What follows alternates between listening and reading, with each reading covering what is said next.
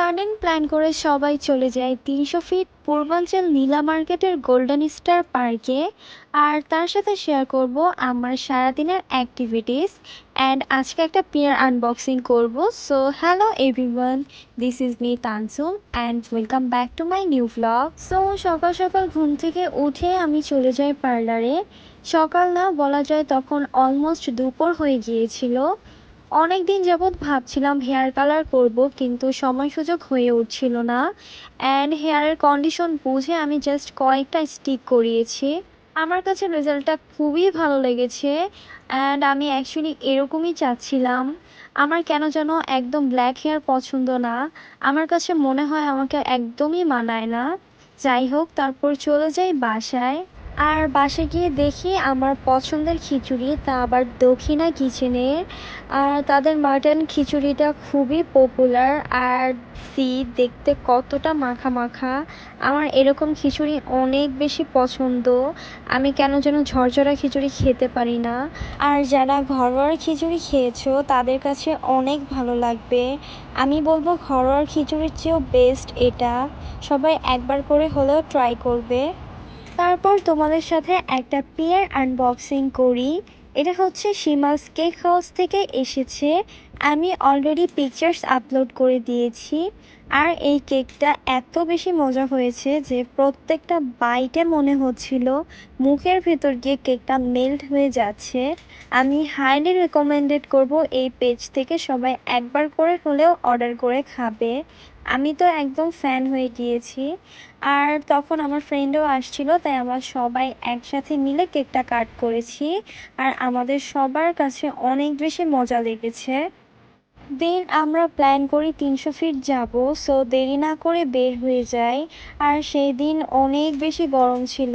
গরমে সবার অবস্থা খারাপ হয়ে যাচ্ছিল। যেতে বেশ ভালো সময় লেগেছে কারণ রাস্তায় প্রচুর জ্যাম ছিল। আর এখানে এসে আমার কেন যেন একটা কক্সবাজারের ফিল হচ্ছিল। আশেপাশে তাকালেই সব দোকানে দেখছিলাম সি ফুড সেল করছে। এইখানে মেইনলি সবাই যায় হাঁস ভুনা ট্রাই করতে। বাট আমরা একটু কনফিউজড ছিলাম যে এত গরমের ভিতর হাঁস ভুনা খেতে পারবো নাকি। তারপর হাঁটতে হাঁটতে সামনের দিকে যাচ্ছিলাম আর একটু স্ন্যাপ নিয়ে নিলাম। এইখানে আমার ফ্রেন্ড চুড়ি দেখছিল। এখানে প্রায় অনেকগুলো স্টল ছিল। আর এই যে এটা হচ্ছে ছোটোখাটো একটা পার্ক বলা যায়, কারণ এইখানে বাচ্চাদের জন্য বড়দের জন্য কিছু রাইড রয়েছে। আর এত সুন্দর করে লাইটিং করাতে দেখতে বেশ ভালোই লাগছিল। আর এখানে এসে দেখি নিশাদ এই খেলাটা খেলছে। এটা হচ্ছে গান দিয়ে বেলুন ফাটাতে হবে। আর এই গানটা প্রচুর ভারী ছিল। তারপর আমরা সবাই চলে আসি এই দোলনাটায় ওঠার জন্য। বেশ এক্সাইটেড থাকার পরও ওঠার পর বুঝতে পারছি যে কি মজা।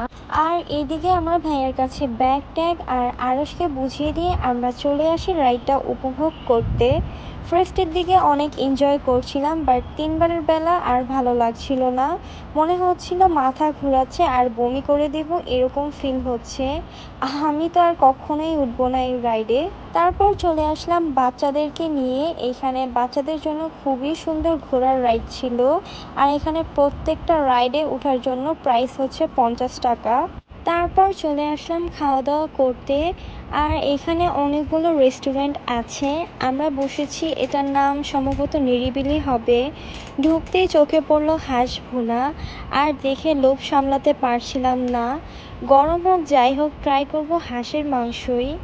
এরপর আমরা অনেকক্ষণ দাঁড়িয়ে থেকে একটা জায়গা পাই বসার জন্য। এখানে একটা জিনিস আমার ভালো লাগেনি, সেটা হচ্ছে খাবারের উপর এসে পোকা পড়ে। তারপর সার্ভ করলো আমাদের খাবার।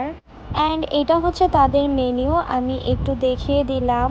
আর তাদের খাবারের প্রাইসও আমার কাছে বেশ রিজনেবল মনে হয়েছে। তারপর আমাদের খাবারগুলো সার্ভ করে দেওয়া হয়।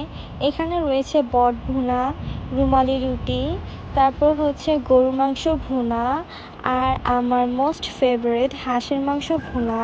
হাঁসের মাংস রান্না করলে সচরাচর একটু শক্ত থাকে, বাট তাদেরগুলো এত ভালোভাবে সেদ্ধ করা হয়েছে, অনেক সফট আর খেতেও অনেক বেশি মজা লাগছিল।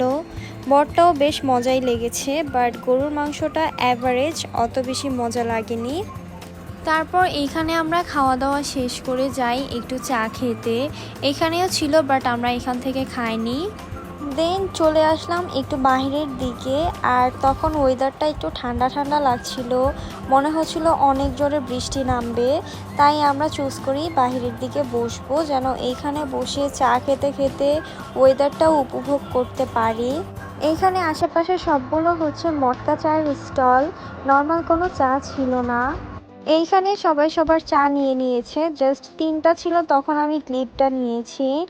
আর এই হচ্ছে ওয়েদার, মনে হচ্ছিল ঝুম বৃষ্টি পড়বে। আমার কাছে বেশ ভালোই লাগে এরকম ওয়েদার। আর আজকের ব্লগটা কেমন হয়েছে সবাই অবশ্যই অবশ্যই কমেন্ট করে জানাবে। And don't forget to like, comment and share this video with your friends and family. আল্লাহ হাফেজ।